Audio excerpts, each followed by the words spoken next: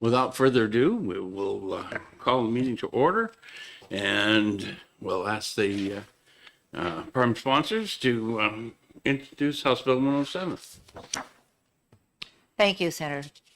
For the record, I'm Representative Christine Perez. I am from Londonderry, New Hampshire, and this is... Rep. Caitlin Kutab from Windham. I'm here to present to you House Bill 107, which passed through the House. Last year, we had presented before you House Bill 1150. And when you received House Bill 1150, there was a portion of it that you removed from it. And I'm trying to put that portion back in. And basically what this does is that, and I'm going to pass around, I have show and tell for you to look at. It has to do with the responsibility for political ads. The reason why I present this to you is because recently a very small newspaper was actually taken to court because they did not put the term political ad above a advertisement in their very small weekly newspaper that goes to the town of Londonderry, and they were taken to court for this. This eliminates that responsibility. It does not eliminate the fact that people still have to put paid for by, which is in, Caitlin will speak to that. So that's in RSA 664-14, which is at the bottom of it where it says the paid for by the person's name and their address.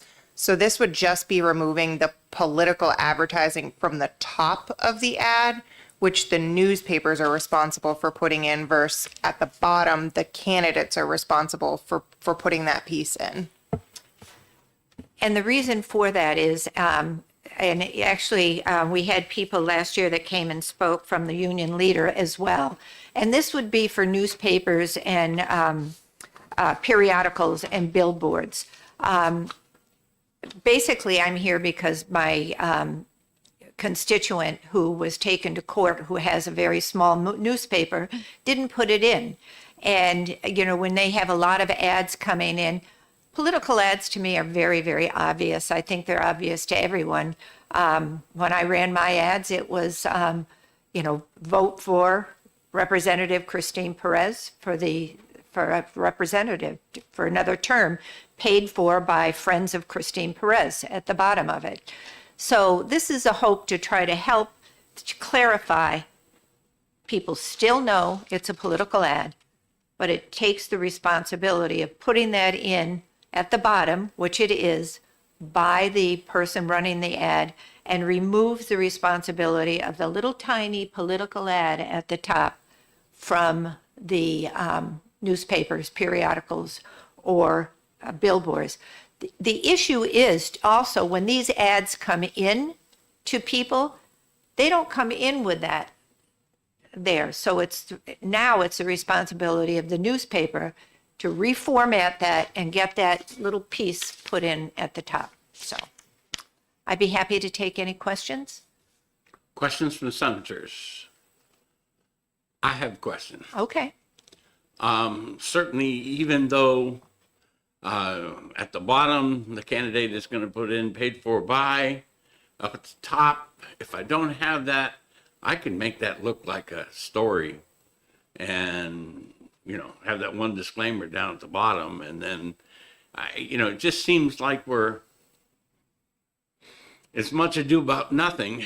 And that knowing the fine representatives that we have here in the state of New Hampshire, they will find a way to do it just the way you don't want them to do it. Tell me about that. How are you going to stop them from? Well, I always give people the benefit of the doubt. I get in trouble that way sometimes. Even if you told a story, in my opinion, even if you told a story, your story has to include how at some point you are running for something.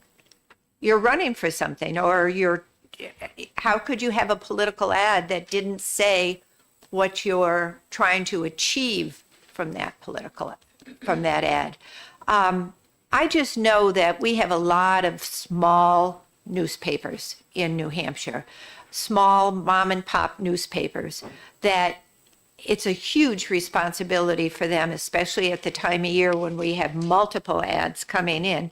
And, you know, as I said, in my town, the owner of the newspaper was taken to court by the Attorney General's office for not doing that, which was, I mean, I went and testified for it. To me, it was, I would have thought we had better things to worry about than a small newspaper that comes out free every week to the people of Londonderry than to take her to court and take up court time and AG lawyer times for it. So I just think this, I would hope that my constituents were smart enough to know if somebody was advertising for a political, on a political ad, no matter how it was put in. Yep. I just want to add the seriousness of it. So the person that she's referencing, these were considered Class A misdemeanors, which carry up to 1 year in jail and a $2,000 fine. And since there were 6 of these ads, she could have been imprisoned for 6 years over this, over not putting these words at the top of a newspaper. So I think it is just a really serious thing that could happen. And I also want to mention that if I do a free letter to the editor, which they allow us to do in my newspaper, because you're not paying for that, you don't have to put that it's a political ad because it's technically not an ad. You're just writing a letter to the editor. So I think if somebody was going to write something up, they would probably just do it as a, like you were mentioning, you know, a story. If they were going to write something like that, they would probably just write it and not have to even put the paid for by at the bottom either. So I don't think that that necessarily would change much, because I think people can do, most papers let people do that for free for now. And to add to that, I put multiple letters about who I was, letters to the editor for free, who I was, what I had represented in my previous term, and why I wanted to be reelected. And of course, there was no disclaimer to that at all. But it's on the editorial page. Again, my problem is that this was enacted way back when for a reason, because people, I mean, you know, if I put an ad, you put it in a box and, you know, say Senator Gray does this, does that, does this other thing, or, you know, Charlie Finaris, who's running against Senator Gray, did this, did that, did this other. And then down below, I have, you know, some other statements. I mean, the reason this was there is so that people who are just skimming that paper know where the ad starts and when the ad finishes. And, you know, I really, you know, instead of attacking the part of the bill that would say that it's a felony, you know, you went and said, well, we'll just take it out. You certainly could have gone into the statute and said, you know, if it is found to be inadvertent or error from the printer or whatever, you know, that, you know, you'll get chastised, you'll get slapped on both wrists, maybe just once, you know, or whatever it is. I'm just trying to understand, you know, how much of the past you've looked at to see the things that you're trying to do in the future will affect. My paper has no editorial page. The editorials are scattered throughout wherever they can fit them. So I just know that what happened to our paper's owner was egregious, and the crime did not fit, the punishment did not fit the crime by any. This was accidental. I do not believe that any editor of a paper or owner of a paper would purposely not do it. She certainly did not purposely do it. So I'm here for my constituents. I also was able to get backing from the union leader and other small newspapers when I put it in last year that came to testify in the House. And as I said, it did go through the House last year and this year again. So I just want to add real quick that the penalties for this whole chapter are in RSA 664-21, and they apply to the entirety of the chapter, which I suppose there could be something to exclude just this portion. And technically, because they charged her as a natural person, it was considered a misdemeanor. But if they had chose to charge her like because she was the owner of the paper, it would have been a felony. But they did choose to prosecute it as a Class A misdemeanor. But it is for the entirety of the chapter. So this particular doesn't have a separate crime of its own. It's for the whole political expenditures chapter. So I guess there could be something carved out to say that this particular one wouldn't be that. But I think I just wanted to bring forward that issue is a little bit more complex. And on a final note, because I won't keep you any longer, even having any penalty for it, bringing someone to charging someone for inadvertently not putting that in a small newspaper, I don't think that's my choice to do for anyone. So, Okay. thank you. Any other questions from the senators? Seeing none, thank you very much. And we'll move on to Ms. Bundy. 107, yeah. Where?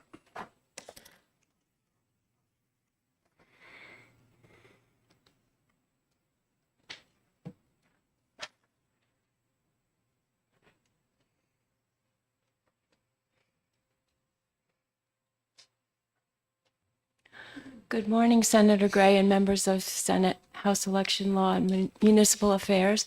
My name is Linda Bundy, and I live in Antrim. I oppose HB 107 relative to political advertising printed in newspapers, periodicals, or billboards. Printed political advertising should be marked as such in the interest of transparency and accountability. It is important that readers know whether material is simply informative or has a political and persuasive purpose. Without such identification, cleverly crafted material can appear to be unbiased reporting when it is not. I did look back yesterday at the news articles from the newspaper in Londonderry, and they did say that the newspaper owner had been warned about including that in the ads before being charged. I do ask that you vote inexpedient to legislate on HB 107. Thank you for your time. Questions from the senators? Thank you very much. Open democracy.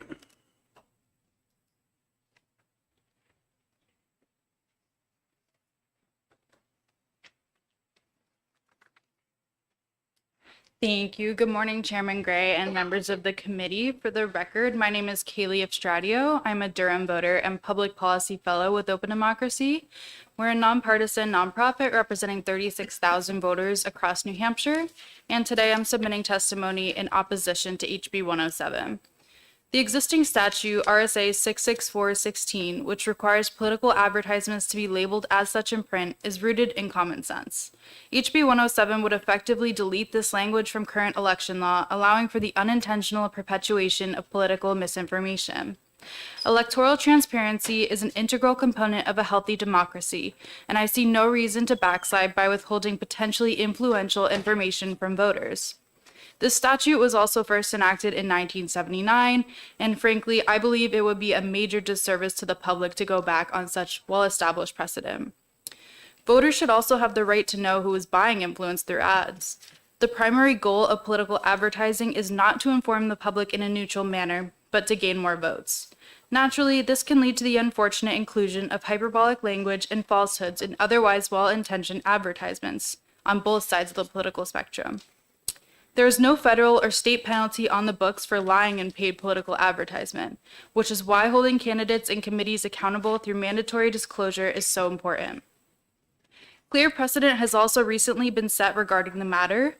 Ms. Deborah Paul, publisher of the Londonderry Times, was found guilty of 5 misdemeanor charges and fined in 2023, as mentioned before, for failing to mark political advertisements as such, despite receiving several warnings from the Attorney General's office in years prior.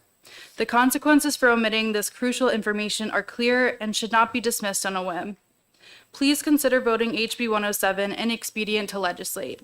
Striking this language would be detrimental to the integrity of our campaign processes and the already fragile system of media messaging that our society relies so heavily on. Thank you, and I'll take any questions. Questions from the senators? Seeing none? Oh, we do have one.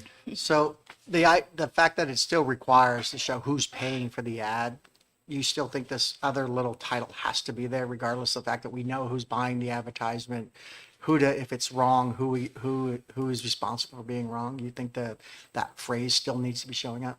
Honestly, I do. I think just the language that it's paid for by someone, I think that could easily be missed by community members. And it's just, I mean, it's just way easier if it says political on there. I guess, yeah. Further questions? Seeing none, thank you very much. Olivia? You marked down you weren't speaking? Oh, you did.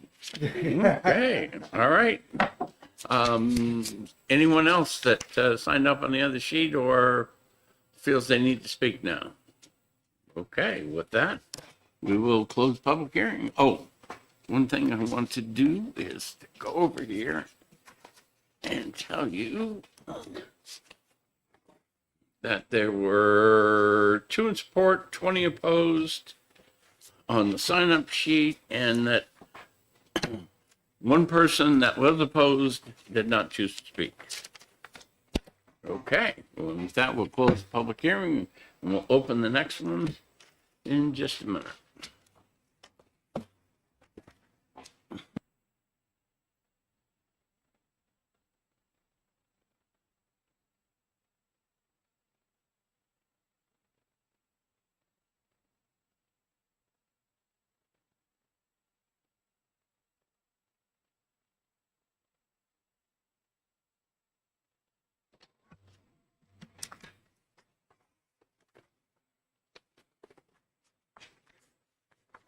If Jessica looked at me, then I'll know. All right, she's ready. Okay. The next hearing is on House Bill 269. Come on up.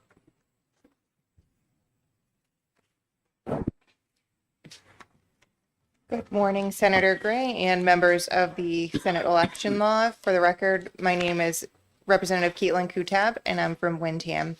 I'm here to introduce House Bill 269, which is a housekeeping bill that removes the word Saturday from RSA 65428. This will make it consistent with the other RSAs, which previously removed the word Saturday in 2016. And the problem with this is requiring that the supervisor of the checklist session happen on Saturday.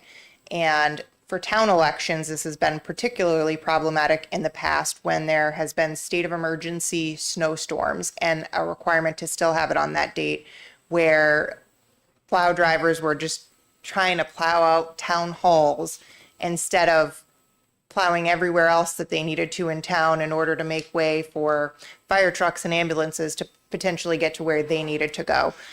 So this is, again, really just a housekeeping bill. The Saturdays were removed from the rest of the statutes, but they were missed in this one statute. And there was an incident that the Secretary of State did have to have everybody a couple years ago go out during a state of emergency to do this. And so for that reason, the Secretary of State is also in support of this as well.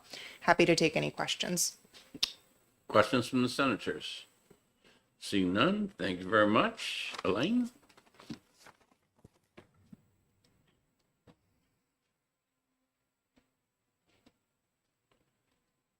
I've got, it looks like Mashimo, Elaine? Eileen, okay, hey.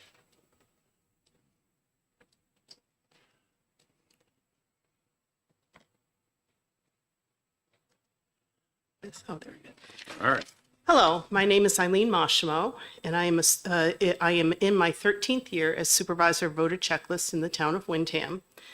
When then State Rep Dave Bates joined me as a supervisor, I relayed to him my frustration that some of the RSAs were very outdated. One was the RSA that the supervisors were notified of a voter death by the town clerk, but only if the person physically died in town. This law was written long before the age of computers. David submitted a bill for the Secretary of State to notify supervisors of matches between recorded death records and voter records anywhere in the state. We are now notified through the state voter registration system within days of any voter death anywhere in the state. David also submitted a bill giving supervisors more flexibility in scheduling their last sessions prior to an election. We were required to hold a session between 11 o'clock a.m. and 11:30 a.m. on the Saturday between 6 and 13 days prior to any federal, state, primary, village district, or town election. David put in proposed legislation to remove the words 11 o'clock a.m., 11:30 a.m., and the word Saturday. The bill was legislated and passed. Unfortunately, it was not discovered until the next year that the word Saturday was not removed in the section applying to town elections. This legislation is simply to fix what appears to be a minor issue. The word Saturday remaining in this section of the law has caused some major inconvenience and safety issues. None worse than March 4th, 2023, when the state was hit with a major snowstorm. In the days preceding the snowstorm, the Secretary of State's office sent out a memo advising all supervisors the word Saturday in the RSA precluded us from postponing our session to another day. The storm on March 4th was one of the worst of 2023. In order for us to hold our public session, one of my town snowplows had to be diverted from plowing the streets to clearing the town hall parking lot. In other areas of the state where there were blizzard conditions with 18 inches of snow falling at a rate of over 1 inch an hour, some supervisors had to choose between personal safety and violating the law. All this could have been avoided if the word Saturday was not in the law, allowing us more flexibility in scheduling our sessions. I simply ask you to pass the law to remove the word Saturday. Keeping the word in the RSA was an oversight. Having the word remain could continue to cause the supervisors aggravation and potential safety issues. Thank you. Questions from the senators? Seeing none, thank you very much. There were two other people who signed up in support, but did not wish to testify. On the sign up online, there were 10 in support and 1 opposed. Anyone here wishing to testify? Seeing none, we will close the public hearing. Do I have a motion to go into executive session? Second. I have a motion and a second to go into executive session. All those in favor say aye. Aye. All those opposed say nay. The ayes have it. We are in executive session. I move on to pass on House Bill 269. Second. We have a motion on pass on 269 by Senator Roachford, second by Senator Lang. Discussion? I have nothing to say. All those in favor say aye. Aye. All those opposed say nay. The ayes have it. Move consent. We Oh, have a look at that. motion for consent, Senator Lang, and a second by I'll take that second. Senator Roachford. All right. All right. All those in favor of consent say aye. Aye. All those opposed, nay. The ayes have it. And is anybody in here on? No. All right. So Senator Roachford, you made the motion, ought to pass. You get it. Be happy to do that. All right. Before we go out, I just want to have a brief discussion with us on the first bill that we heard, 107.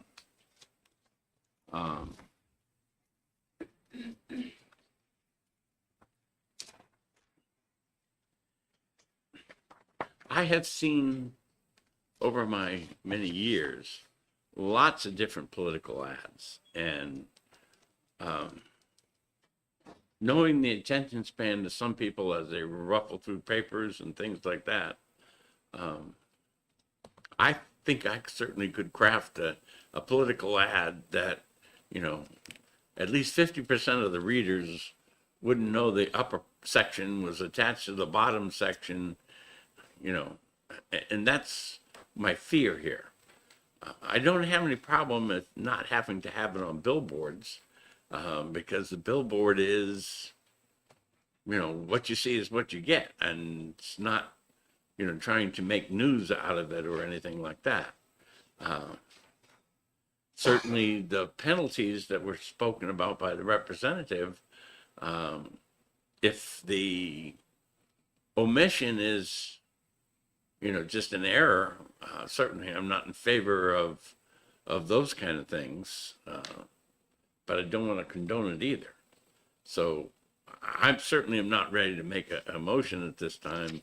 I do want to hear you guys' thoughts on this before we do anything. Senator Perkins Spoken. Yeah, thank you, Chair. I think I'm largely in the same place. I mean, I think the intent of this is clearly to, just avoid unintentionally harsh penalties for oversights. But in that case, I think as a point the chair made during questioning, maybe there's something we can do about that. I appreciate Representative Katab's point that the enforcement is kind of all bundled together here, because I think that's also where I would have tried to make the change. So I think it's worth us taking a little bit of a look at whether there's something we can do with the enforcement section. Likely not, since it sounds like it's already been looked at, but that's more where I would go. I think in the age of AI, political advertising is only going to get more complicated. So, Questions or comments from the rest of you guys? With that, I'll take a motion to come out of executive session. So moved. I have a motion to come out of executive session. I'll second it. All those in favor say aye. Aye. All those opposed say nay. The ayes have it. We are back in regular session.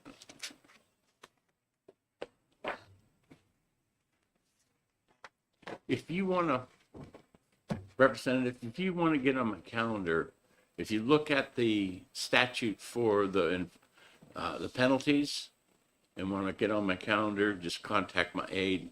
It should put you on there, and we can at least have a conversation about that. Thank you. I If you'd like to appreciate do that. Happy to.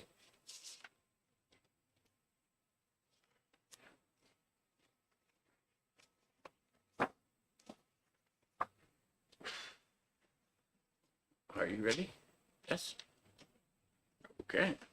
And we will start the public hearing on, all right, 294, and we have the prime sponsor.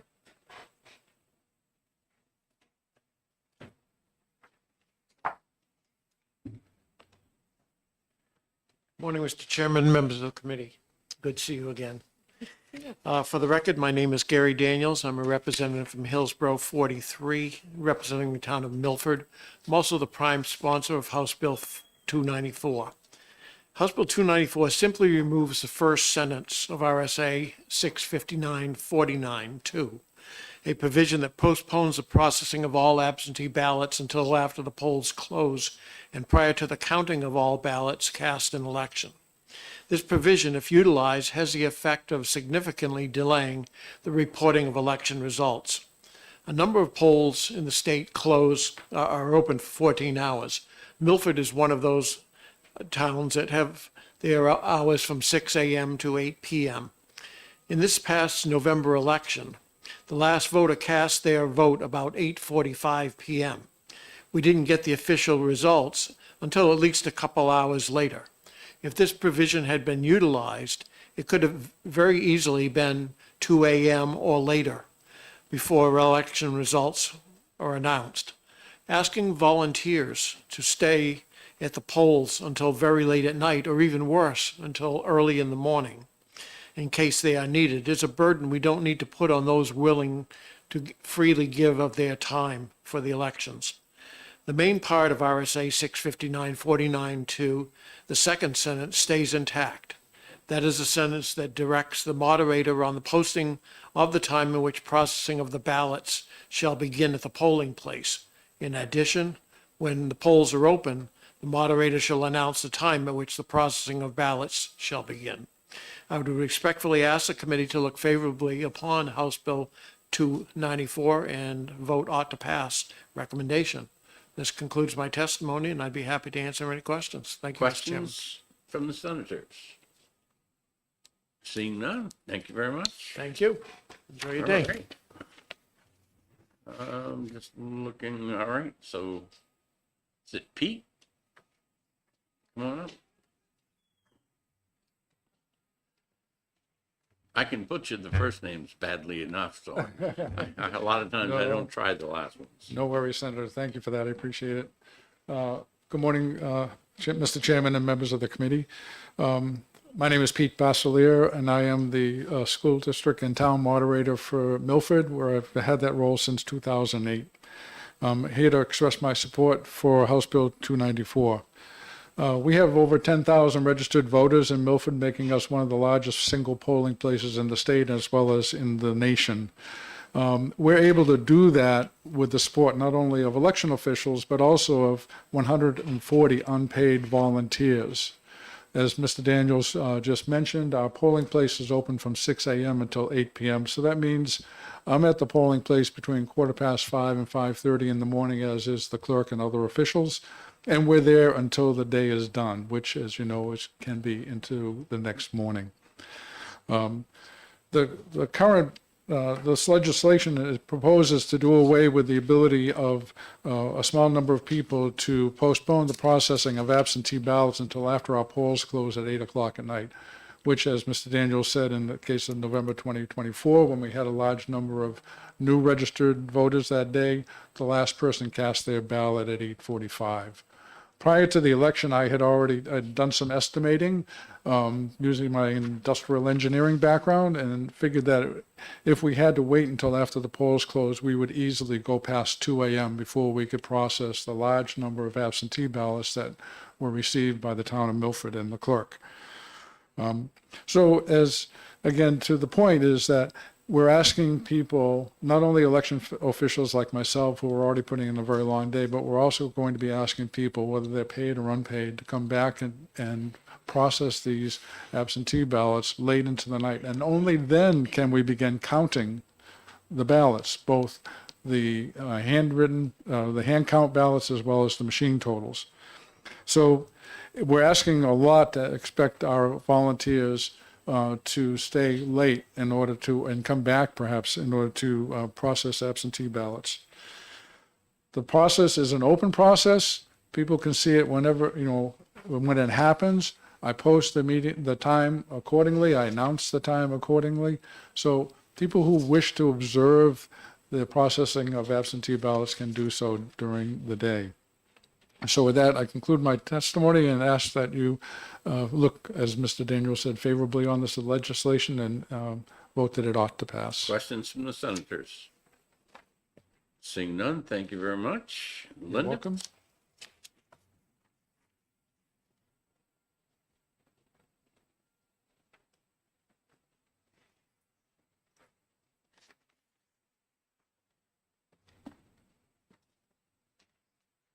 Good morning, Chairman Gray and members of the committee. I'm Linda Bundy, and I live in Antrim. I support HB 294 relative to the processing of absentee ballots. This bill removes the ability of 10 voters to postpone the processing of absentee ballots until after the polls close. Such a postponement serves no useful purpose. Rather, it allows a small number of people to cause an unnecessary delay, extending the length of the day for election workers and making reconciliation occur later than it otherwise would. Slowing down results can reduce voter confidence. Current election law places the responsibility for setting the time to process absentee ballots with local election officials. The time is publicly posted, and when processing begins, it is announced. As a ballot clerk, I have personally seen how public and transparent this is. Town clerks and moderators support this bill. HB 294 has bipartisan support with 4 Republican and 4 Democratic sponsors. The House Election Law Committee voted unanimously to recommend it ought to pass. It passed the full New Hampshire House by a voice vote. I ask that you vote ought to pass on this bill as well. Thank you. Questions from the senators? Seeing none, thank you very much. Kaylee?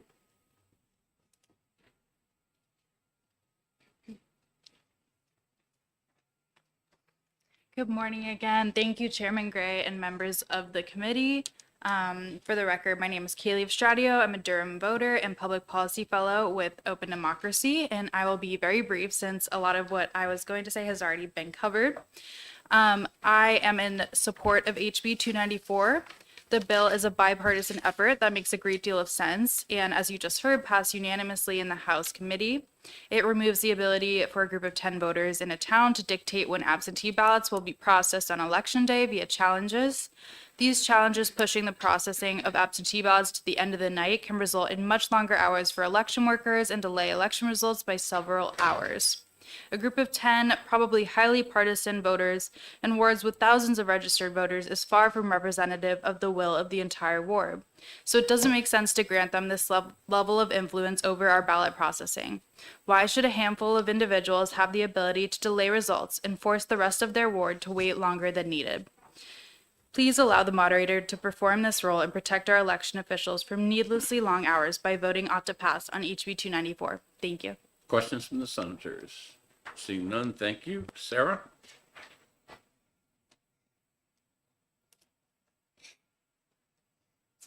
Good morning, Chairman, members of the committee. My name is Sarah Shivard. I'm the Global Health Program Manager with Student Campaign for Voting Rights, which is a project of the American Voters in Hampshire. And I will keep this brief as well, just because I mentioned that I was first turned up. But I want to emphasize that this change. The microphone isn't on. So sorry about that.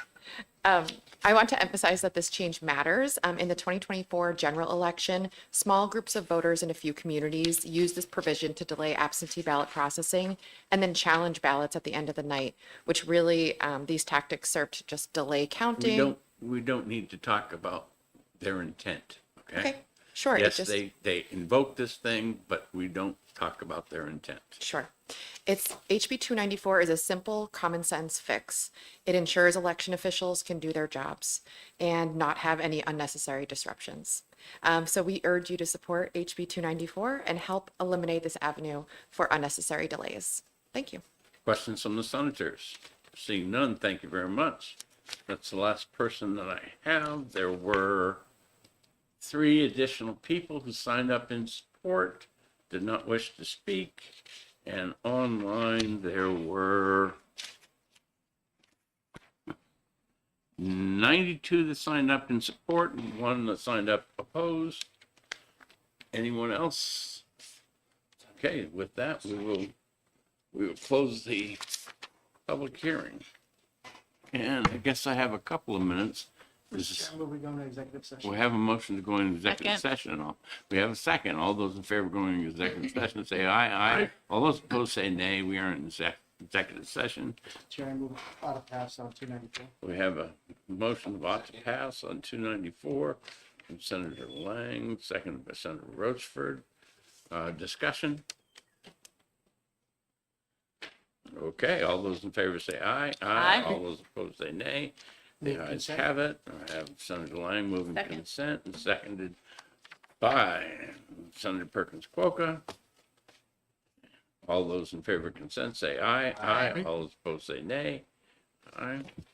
And anybody particularly want to take that one out? Let's see, Daniel. Yeah, I can take it out if you want. Okay. Senator Long. All right. Motion to come out of executive session. We have a motion to come out of the executive session. All those in favor say aye. Aye. All those opposed say nay. The ayes have it. We are back in regular session, and we will start the next hearing in just a couple of minutes.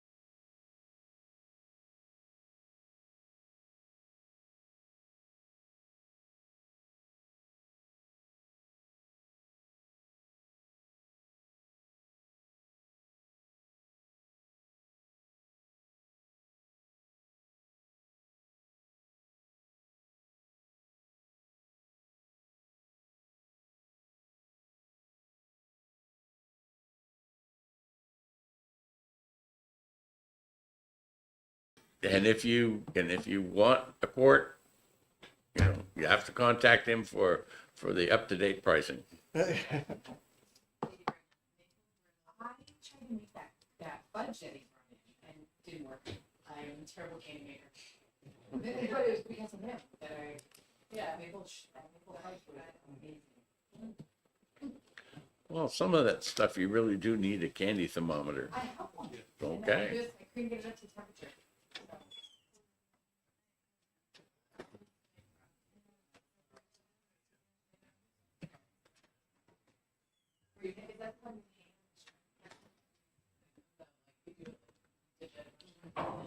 You super saturate the liquid, and then you put something in there for the crystals to cling to.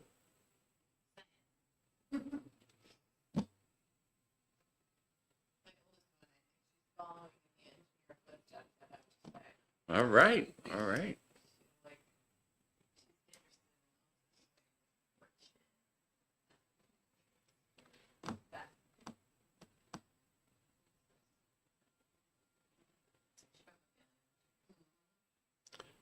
So take a glass, wet the top, and then put your finger around it. Ensure that you can make music. That's slip and grip if you really want to know. That's what makes that vibration. Slip and grip.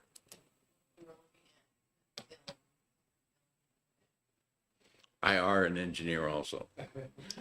We're not noted for our grammar nor our spelling.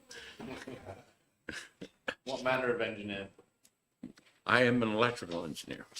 Although I have worked as a general engineer, a naval architect, and whatever else. All right. It being 10 o'clock, we're ready for our next bill, and that is House Bill 327. Introduce yourself and the bill. Thank you, Senator. As a fellow electrical engineer, I'm sure you will smile on this bill. I think it's fairly simple. The reason that I brought this bill originally... I turned it on or off? I turned it off. Okay. The reason, Mr. Chairman, I had introduced this bill relates to small towns that do not have town clerks available at all hours and that maybe do not have notary public status for their town clerks. And these are not, conjecture. This is something that we have observed in practice on numerous occasions. In bringing this bill before the House committee, the decision was to amend the bill so that rather than applying, as the original language indicated, only where the clerk is routinely open on fewer than 3 days per week or for fewer than 18 hours in total per week, they had the Secretary of State testify. There was some Q&A, and there was a general agreement that the Secretary of State was quite happy to extend this to everyone. But you can see that the bill attempts to do two things. One is to allow for filing here in Concord as well as at the town, and it also looks to allow the town clerk to complete the filing forms even when they are not a notary. Without that, you have to go through quite a few hoops, and I'm happy to get into any more details, but I think it somewhat speaks for itself. So yield to any questions there may be. Questions from the senators? I'll do it then. I believe that there's a provision in the statute already that allows the town clerk and the deputies to actually sign this stuff without that statement. I believe that as an election official, they can do that. Not saying that this would, make me want to stop on this one. But Perfectly reasonable. I don't think that part is unnecessary. Filing at the state instead of the town, it doesn't make a big difference to me. Certainly filing at the town, comment on any of that. I'll be happy to. Yeah, perfectly reasonable questions. Let me tell you, first of all, on the notary aspect of it. I went back and forth myself when I was trying to file with the Secretary of State's office and with the Secretary of State himself, and he involved his lawyers, and he concluded that, in fact, the town clerk is not allowed to notarize the affidavit that requires the notary signature. In my case, I nearly missed the ability to file and had to travel over an hour to go to a place where there was a notary, pay $40 for the notary, come back, reschedule a special time for the town clerk to actually be there because, in my case, the town clerk was there for 2 hours every week, once a week, if they're not ill. And when they're ill, potentially not at all during the week. So that was issue number one. And I've spoken with others who have not had the notary issue, but who have had the issue of the town clerk office not being open in their towns when they're filing. I personally have experienced this twice in 2022 and then again in 2024. And I know from colleagues in towns nearby that they've had similar issues where it is either very difficult or you need to exercise your relationships to arrange special hours. And in either case, you end up having the filing be at the last minute of the 2-week period rather than early on. And there's in one of the cases, I ended up having to get the documents overnighted to Concord because the follow through was not there, and I spoke again to the Secretary of State's office, and if it hadn't been done that way, then the filing would not have been recognised. So I don't believe that these are hypothetical. They're definitely real issues, and they're real issues as confirmed by the Secretary of State himself. Okay, additional questions? All right, thank you. Thanks, sir. That is the only witness that I have. There's online 2 opposed, no one in support. And there's no one else that signed up. So,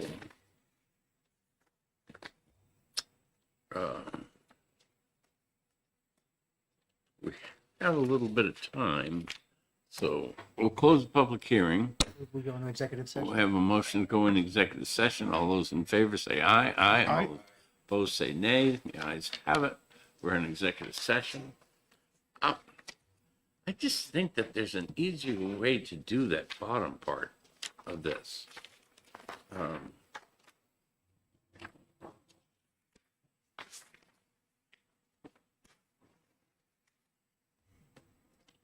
And I guess I would like some time to explore that with the Secretary of State's office. Comments from the rest of you? Mr. Chair, I'm a firm believer in not letting the perfect be the enemy of the good. I think this bill achieves the goal that it intends to, which is allowing the filing of paperwork with both the Secretary of State or with your town clerk. I don't think anything would prohibit a later bill if there's a better way of encapsulating about election officials being able to sign off on paperwork, because maybe it's a broader thing that needs to be dealt with. But I think this deals with the particular instance of what the representative brought the bill for, which is again allowing for both the Secretary of State and the town clerk to be able to accept those applications. Additional comments? I'm inclined to agree, but out of deference to my chairman, if he wants a week to talk to the Secretary of State, happy to accommodate that as well. I believe that the intent is there and that this probably will do what, and if it is the committee's desire to move this forward, I don't really have a big objection. Certainly, I know that there's these things called floor amendments. And I've heard that too. and if I really do find something over this next week, in fact, it'll be 2 weeks, right? Because we're not having a session this Thursday, so it'll be the next one. So, who wants to make the I'll motion? move OTP. Second. OTP. Okay. All those in favor say aye. Aye. All those opposed say nay. Move consent. The ayes Second. have it. We have a motion for consent. All those in favor of consent say aye. Aye. All those opposed say nay. The ayes have it. And I'm going to give this one to Senator Perkins Cook. Sure. We sometimes don't get you voting yes on something. But I want to take advantage of that when I can.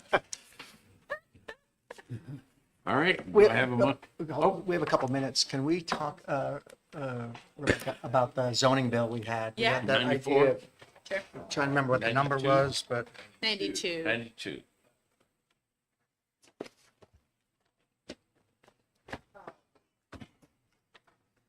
So colleague, I did not get to touch base with you outside of this chamber about it, but I did review this and talk to a couple folks, and Oh, your proposal had been to remove section 2 and just move forward with section 1.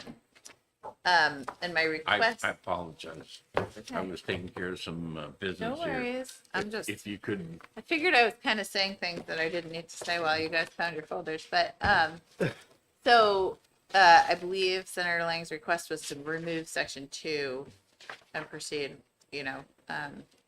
with section 1, renumbering section 3 to section 2. I think I'm fine with that. I would request that we insert on line 4, where it says voting on matters previously decided by. I would request we just insert the 3 words or pending before the planning board in a quasi judicial capacity. And I think that would address all my concerns. If the committee's not open to that, I'm comfortable anyway, but I would appreciate that small insertion. so that, or previously would start where? So, line 4 would read, from voting on matters previously decided by or pending before the planning board in a quasi judicial capacity.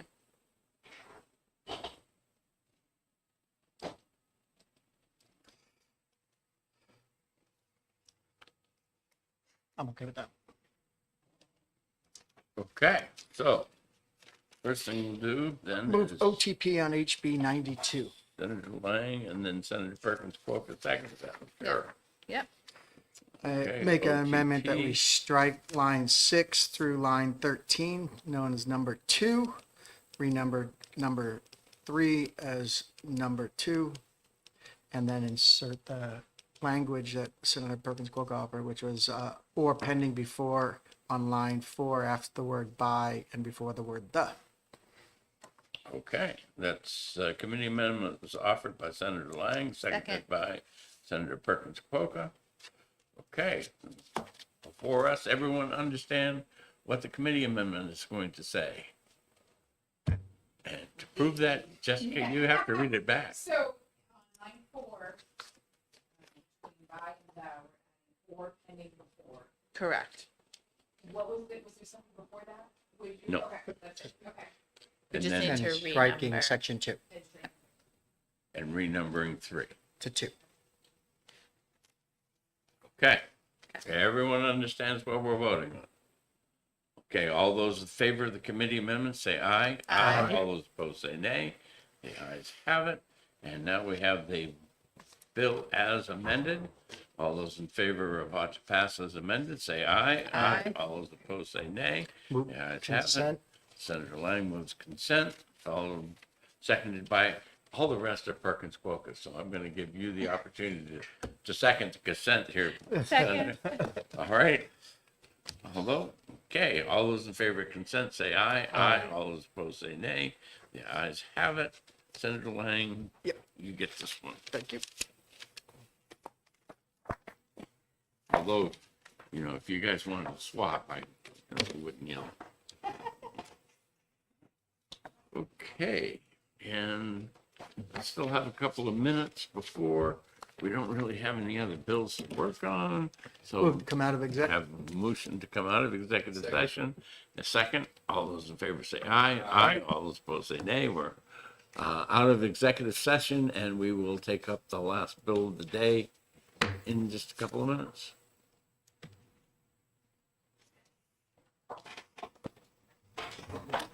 I was waiting, Pete, I was waiting for you to go into the history.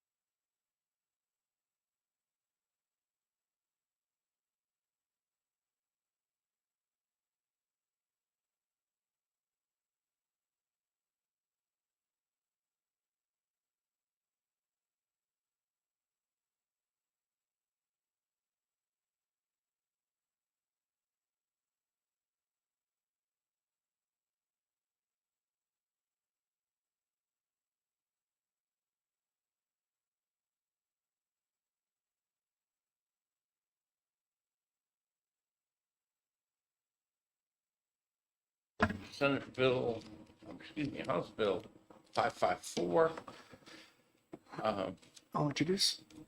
Okay, House Bill, Mr. Chair, I introduce House Bill 554 relative to the placement of political advertisement on municipal property. thank you very much.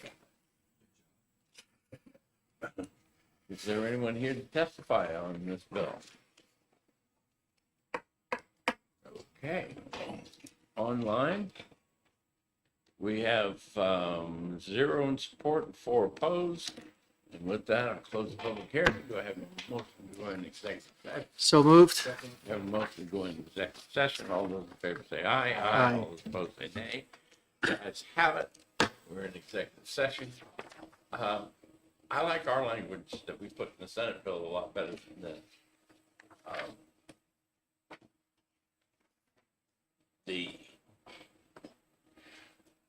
The confusion that the Attorney General talked about in that first sentence, that's line 3 through whatever,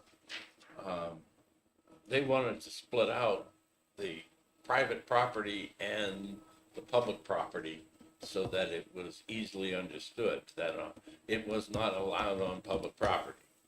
And on private property, you needed the permission of and that's what our Senate bill really did.